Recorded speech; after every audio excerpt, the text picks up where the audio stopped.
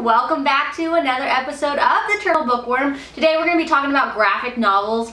I had never been a graphic novel fan before. I couldn't fathom the premise, the idea. I'm like, who wants to read a comic book? That's for dweebs. Well, guess who's the new dweeb? Me. Because now I find myself thinking a lot about graphic novels, aka comic books, but I prefer the term graphic novel. And so the only one I had ever really read before was Fever Moon by Kara Marie Moning. I am in love with the Fever series, and so I had to have this. I have everything Fever, all the books, some of them in Italian. I've got autographed copies, so I need to keep my collection complete, which is why I originally picked this up. Not because I wanted to read it, but because I had to have it. And the artwork is great. I love it. The storyline was a spin-off of one of the portions of the books in the Fever series. And it was nice to kind of see it come alive and explore that aspect. But after I read it, I never really picked up another graphic novel. But I knew they were out there and curiosity had been piqued. So a couple of the YouTubers that I follow, Peruse Project, A Book Utopia, Ginger Reads Laney, they have been reading some graphic novels, and I thought, you know, maybe I should check this out.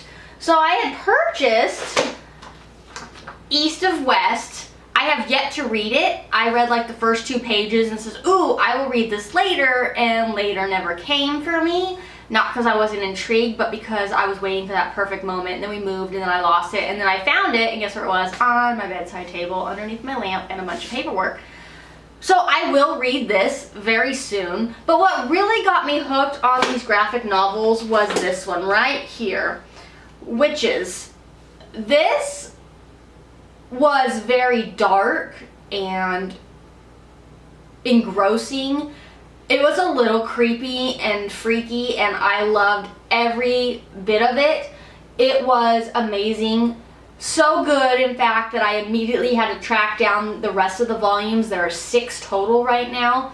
I have purchased book 2, volume 2, and volume 6. The other ones are a little out of my price range right now because apparently they're hard to get your hands on, but I will purchase them in the very near future because as soon as I read volume 2, I'm going to want to read the next one and the next one and the next one. This is about, basically the concept is you could be pledged to the witches. They live in the woods, in the trees, and they have this underground cavern where they take all the people that have been pledged and they feed on them.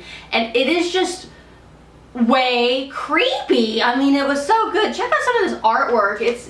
It's just beautiful and terrifying and everything that I would want and have imagined a graphic novel could be. This was what it was for me. It was just amazing, and I'm just so excited to finally be a part of this graphic novel community. So I was talking to one of my friends in my critique group. His name is Justin. Hi, Justin. And I said, you know, I want to keep reading graphic novels, but I want to read something creepy and weird. I don't want to read something, don't be mad. I don't want to read DC comics with Spider-Man and Batman, and I don't even know if that's the right DC, or Marvel. I don't know, but I don't want to read those. And he says, you should read Sandman by Neil Gaiman. He is the guy that did Coraline and The Graveyard Book and The Ocean at the End of the Lane, American Gods, and all those amazing reads. This is the guy, this is the dude, and I was kind of sneak peeking through some of the artwork in here, and this has some potential to be really, like check this out. I'm glad that I randomly opened that page. Isn't that creepy? Some naked old saggy chick just kind of hanging out on the bed saying she needs to dream. All I have to do is dream. I don't know what she's talking about, but I want to know, damn it. I gotta know. So this is absolutely in my very near future. There's quite a few volumes of the Sandman series, and I will slowly pick my way through them. I'm excited. I am so excited to be a part of the graphic novel community now, in addition to the book readers of the world. The graphic novel is definitely something different and outside my zone, but it's actually pretty awesome. And when you just have 45 minutes to an hour and you don't want to sit down and read, but you want to have complete fulfillment, a graphic novel can totally do that for you. It's like it's like watching a TV episode and you're like, oh, I feel better now. I got that out of my system. So I'm super excited about that. So if you have any scary, creepy graphic novels that you want to recommend that you have read, please tell me down below. There's a couple on my radar, like Low, and oh my god, there was another one, but I totally can't think of it right now. I want to hear about it. I don't know even where to start finding graphic novels or anything. So everything I'm going to read is going to be recommendations. Please be a part of my recommendation party and comment down below if there is a graphic novel that you have read that you thought, yes, this is creepy, this is strange, this is weird. I want to read those. I want to read those creepy ass things with the amazing artwork and the very good plot line that makes me a little bit tingly and scared. Please, I'm begging you. I don't know how to find them. Tell me the books.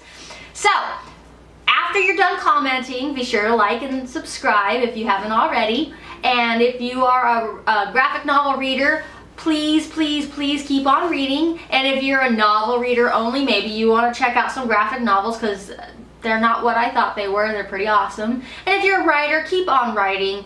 I know even if you don't want to, you just have to. Please do it. Do it for yourself, because why would you start something and not finish it? I'm struggling with myself, so I've set a 1 hour a day to edit and revise because I am totally gonna pitch Lavender Fields, my now current working title, subject to change, in February when I go to the San Francisco's Writers Workshop. So, that being said, keep on reading, keep on writing, and cheers! Mimosa. Cheers. Oh, one more. So good.